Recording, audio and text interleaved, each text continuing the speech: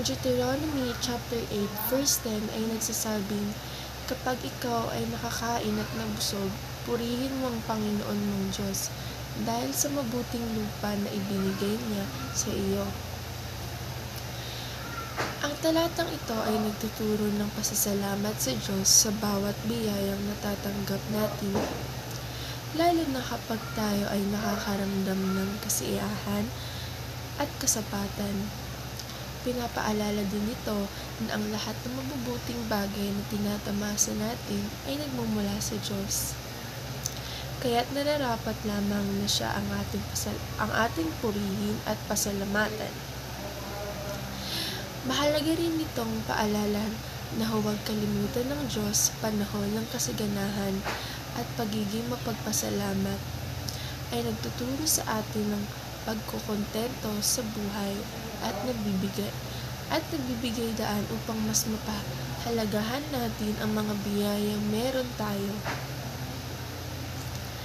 Sa ating pang-araw-araw na pamumuhay, maaaring ipinakita ang aral na ito sa simpleng paraan tulad ng pagdarasal bago kumain o paglalaan ng oras upang magpasalamat sa Diyos sa bawat tagumpay at kabutihang natatanggap.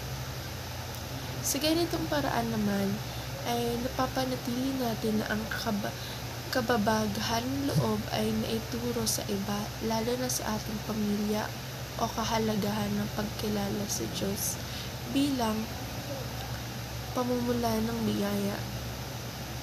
Ang talatang ito naman ay nagturo ng pasasalamat sa Diyos sa bawat biyayang natatanggap natin, lalo na kapag tayo ay nakakaramdam ng kasiyahan at kasapatan. Pinapaalala nito na ang lahat ng mabubuting bagay na tinatamasa natin ay nagmumula sa Kanya, kaya't nararapat siyang purihin at pasalamat.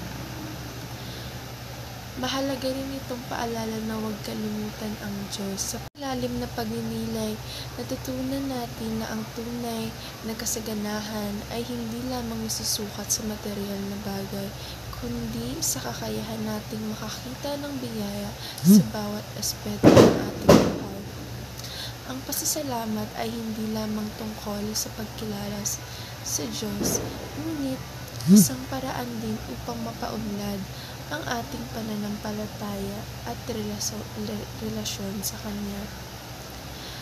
Ang pagkakaroon ng pusong mapagpasalamat ay nagdadala ng kapayapaan at kagalakan na hindi maibibigay ng anumang bagay sa mundo.